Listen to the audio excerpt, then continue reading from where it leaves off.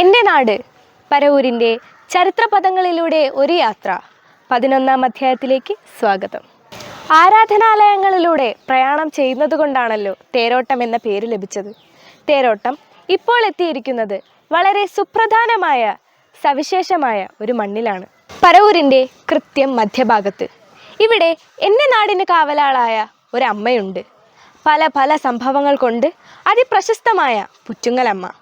പ്രശസ്തി എന്ന് പറഞ്ഞാൽ അത് സുപ്രസിദ്ധിയുമാകാം കുപ്രസിദ്ധിയുമാകാം. എന്തൊക്കെ തന്നെയായാലും ഒരു കാര്യം എടുത്തു പറയേണ്ടതുണ്ട്. അയിത്ത ആചാരങ്ങൾക്ക് എതിരായിരുന്ന ഒരു വലിയ ചരിത്രം പുറ്റിങ്ങലമ്മയുടെ മണ്ണിന് പറയുവാനുണ്ട്. തൊട്ടുകൂടാ, തീണ്ടിക്കൂടാ എന്നൊക്കെയുള്ള അയിത്താചരണം കത്തിക്കാളുന്ന കാലഘട്ടത്തിൽ നമ്മുടെ പുറ്റിങ്ങൽ ക്ഷേത്രത്തിൽ പൂജ നടത്തിയിരുന്നത് കീഴ്ജാതിക്കാരായിരുന്നു എന്നത് എൻ്റെ നാടിൻ്റെ മഹത്വം തന്നെയാണ്. പുറ്റിങ്ങലമ്മയുടെ മീനഭരണി ഉത്സവം ദേശത്തിൻ്റെ ആകമാന ജനങ്ങൾക്കും ആവേശവും പ്രസരിപ്പും ഉണർത്തുന്നതാണ്, ശരിയല്ലേ? ജാതി മത ഭേദമന്യേ ഒരുമിച്ച് ഒത്തുകൂടി ആഘോഷിക്കുന്നത് പുറ്റിങ്ങലമ്മയുടെ മണ്ണിൽ നിന്നുകൊണ്ടാണ്. നമുക്ക് പുറ്റിങ്ങലമ്മയുടെ ചരിത്ര മണ്ണിലേക്ക് ഈ തേരോട്ടം നയിക്കാം. വരൂ, പുണ്യഭൂമിയായ എൻ്റെ നാട്ടിലേക്ക്.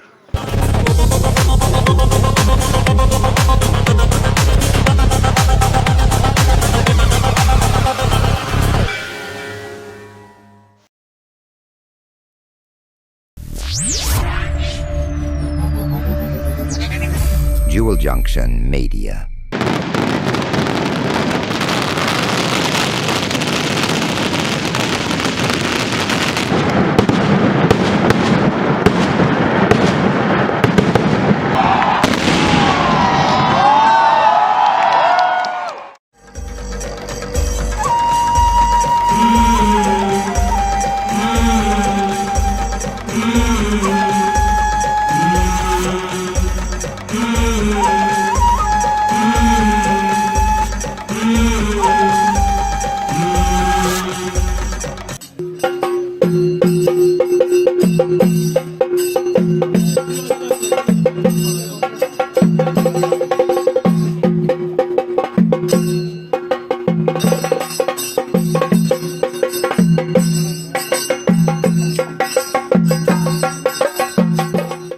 കാടിയാതി ആരാധനാമൂർത്തിയെ വച്ചാരാധിച്ച ഒരു കുറവർ സമൂഹമുണ്ടായിരുന്നു. പരവൂർ കുറവൻ്റഴിയത്ത് കൂട്ടായ്മയായൊരു ഗോത്ര വിഭാഗം ഉണ്ടായിരുന്നു. അങ്ങനെ കുറവർ സമുദായത്തിൻ്റെ ആളുകൾ കൂടി കൂട്ടുകുടുംബമായിട്ട് താമസിച്ചിരുന്ന ആ ഒരു ചുറ്റുപാടിനെയാണ് കുറവൻ്റഴിയം എന്നുള്ള പേരിൽ അറിയപ്പെടുന്നത്.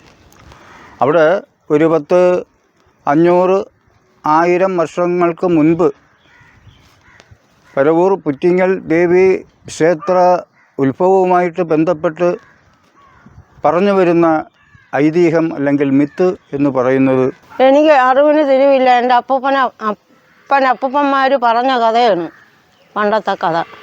അമ്മയുടെ മക്കൾ 5 മക്കളും പ്രായമായി കഴിഞ്ഞപ്പോഴേ ഇവർ തെക്കോട്ട് നടന്നു. ഇവർ തെക്കോട്ട് വന്ന് ചെട്ടിക്കുളങ്ങര വന്ന് ഒരമ്മ അവിടെ ഇരുന്നു. കൊല്ലം ഭരണിക്കാവി വന്ന ഒരമ്മ ഇരുന്നു. ബാക്കി 3 പേര് നേരെ തെക്കോട്ട് വന്നു. കായലും കടലും കടന്നു വന്ന് അവർ പൊഴിക്കര വന്നു. തെക്കോട്ട് വന്നപ്പോഴത്തേക്ക് പിറ്റിങ്ങപ്പാകത്ത് വന്നപ്പോഴത്തേക്ക് അങ്ങ് കാട് കയറി കിടക്കുന്നു. ഒരു വീടും ഇല്ല, കൂടും ഇല്ലാതെ കിടക്കുന്നു. അങ്ങനെ വന്ന് വെള്ളം കുടിച്ചോളാൻ വയ്യാതെ അവർ 3 പേര് കൂടി വന്നു.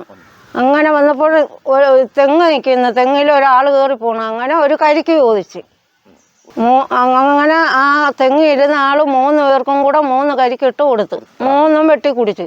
അതിൽ ഒരു കരിക്ക് പൊട്ടിയ കരിക്കാണ് പുറ്റിങ്ങലമ്മ കുടിക്കുന്നത്. താഴ്ന്ന ജാതിക്കാരനായതുകൊണ്ട് ആ പൊട്ടിയ കരിക്ക് കൊടുത്ത് ആ അമ്മ അവിടെ ആയി. അമ്മയും തീണ്ടിപ്പോയി.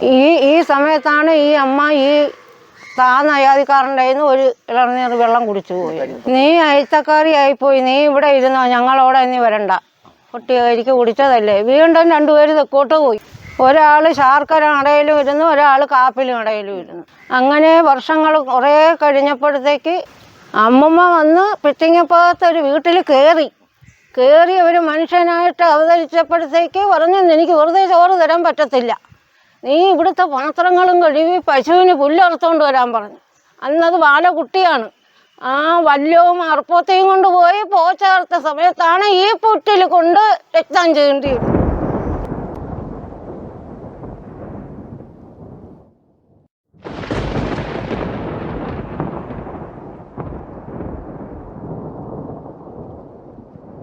അവർ ഓടി എഴുന്നേറ്റ് മൂപ്പൻ്റെ എഴുന്നേറ്റ് ചെന്ന് കയറി. അന്നത്തെ കരപ്രമാണികൾ മേൽജാതിക്കാർ ആണ് ഇത്. അന്നേരം അലറിയ ആളിൻ്റെ സ്വഭാവം അങ്ങ് മാറി. അങ്ങനെയാണ് പിറ്റിങ്ങലമ്മ ജനിക്കുന്നത്. പുറ്റിൽ നിന്നും ജനിച്ചതായതുകൊണ്ട് പിറ്റിങ്ങലമ്മ എന്ന് പേര് വന്നു. അവരെ കണ്ടെടുത്ത അമ്മ ആര്? അത് കാളി കുറുമ്പമ്മ. അന്ന് കണ്ടെടുത്ത സ്ഥലം ഇന്നുമുണ്ട്. അത് നടയുടെ കിഴക്ക് ഭാഗത്ത് ഒരു പടർന്ന് പന്തലിച്ച ഒരു മരത്തിൻ്റെ ചുവട്ടിലാണ്. അവിടെയാണ് പുറ്റ് കണ്ട ആരുടെ സ്ഥലം, മൂലസ്ഥാനം.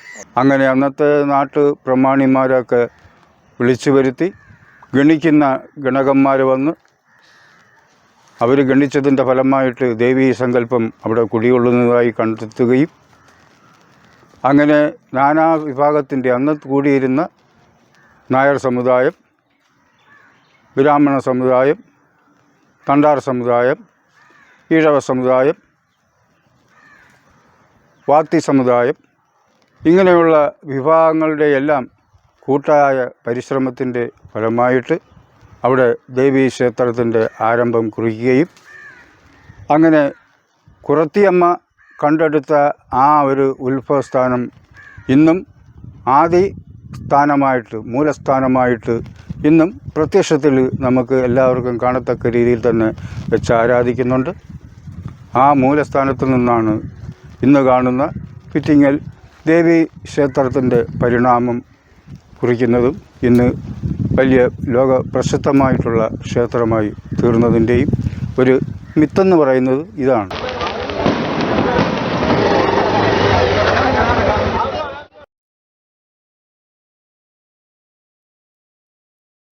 ആദിപരാശക്തിയായ ഭദ്രകാളിയാണ് പുറ്റുങ്ങൽ ക്ഷേത്രത്തിലെ മുഖ്യ ഉപാസനാമൂർത്തി. ഐതിഹ്യത്തിൽ പറഞ്ഞതുപോലെ ദേവി പുറ്റിൽ വസിക്കുന്നതുകൊണ്ടാണ് ക്ഷേത്രത്തിന് പ്രസ്തുത നാമം ലഭിച്ചത്. ക്ഷേത്രം നിൽക്കുന്ന ഈ പ്രദേശം നൂറ്റാണ്ടുകൾക്ക് മുമ്പ് കാടുകളും കാവുകളും കൊണ്ട് നിറഞ്ഞ് വിജനമായിരുന്നു. ഓരോ ആരാധനാലയത്തിനും അത് നിലനിൽക്കുന്ന ഭൂമിശാസ്ത്രവുമായി ബന്ധപ്പെട്ട് ഒരു ഐതിഹ്യ കഥയുണ്ടാകും. വായ്മൊഴിയുടെ ഭാവനാസമ്പന്നതയിൽ വിഗ്രഹങ്ങൾക്കും അതിൻ്റെ വിശ്വാസങ്ങൾക്കും പ്രചാരമേറും എന്നത് പുറ്റുങ്ങലമ്മയുടെ കഥ ഇവിടെ വ്യക്തമാക്കുന്നു.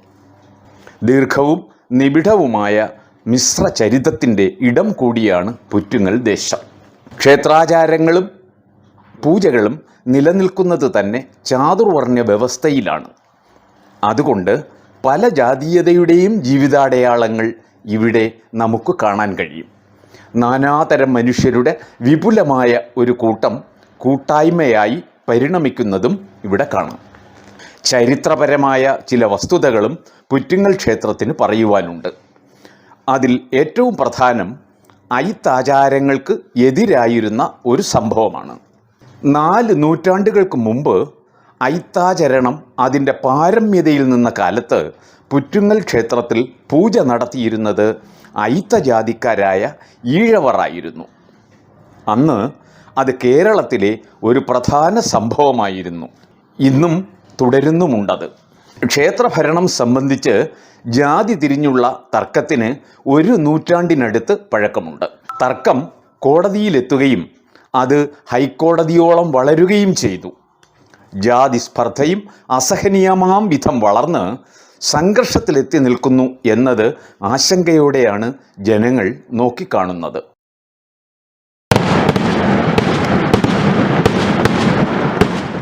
ഈ ജാതിസ്പർദ്ധ എന്ന് പറയുന്നത് പരവൂരിലില്ലായിരുന്നൊരു സ്ഥലമാണെന്ന് എനിക്ക് പറയാൻ പറ്റും. ഇതെൻ്റേതായ ഒരു കണ്ടെത്തലാണ്. അല്ലാതെ ഇത് ചിലർ യോജിച്ചെന്ന് വരാം, ചിലർക്ക് വിയോജിപ്പുണ്ടായെന്ന് വരാം. ഞാൻ 2 തട്ടായിട്ടേ ഞാൻ കണക്കാക്കുന്നുള്ളൂ. അപ്പോൾ ഈ ഉയർന്ന തട്ടും താഴെത്തട്ടും.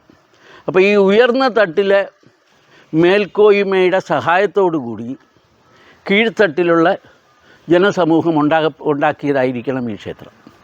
അപ്പം അതിൻ്റേതായ ആരാധനാ രീതികളും കർമ്മങ്ങളും ഒക്കെ തന്നെ. എന്തായാലും ഒരു കാര്യം വളരെ വ്യക്തമാണ്.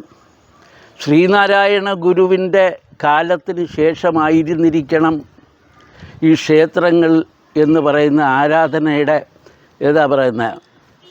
പൂജാതി കർമ്മങ്ങൾക്ക് ഒരു പൂജാരി വരുന്നത്.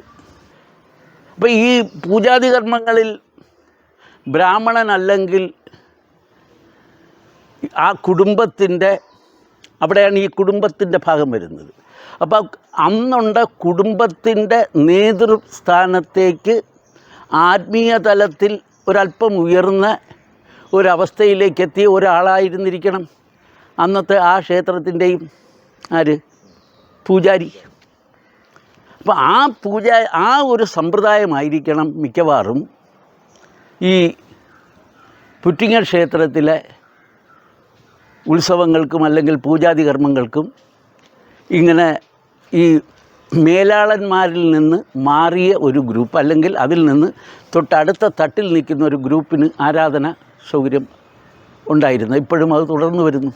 ക്ഷേത്രത്തിന് തെക്കും വടക്കും 2 കുളങ്ങൾ ഉണ്ടായിരുന്നതായി രേഖകളിൽ കാണാം. അവ രണ്ടും കാലം മായ്ച്ചു കളഞ്ഞു എന്നും നമുക്ക് പറഞ്ഞു വയ്ക്കാം.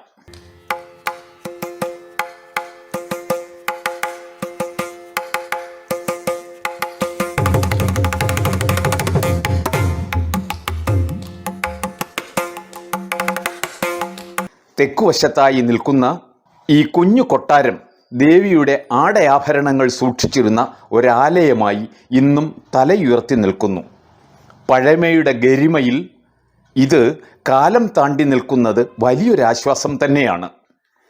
പരവൂരിൻ്റെ ചരിത്രം വെളിപ്പെടുത്തുന്ന പ്രാചീന രേഖകളിൽ ഏറ്റവും പ്രാധാന്യമർഹിക്കുന്ന ഒരു വൻ ശിലാബിംബം പോലെ പുറ്റുങ്ങലമ്മ ഭക്തജനങ്ങളെയും കാത്ത് ദേശത്തെ നോക്കി അങ്ങനെ നിലകൊള്ളുന്നു.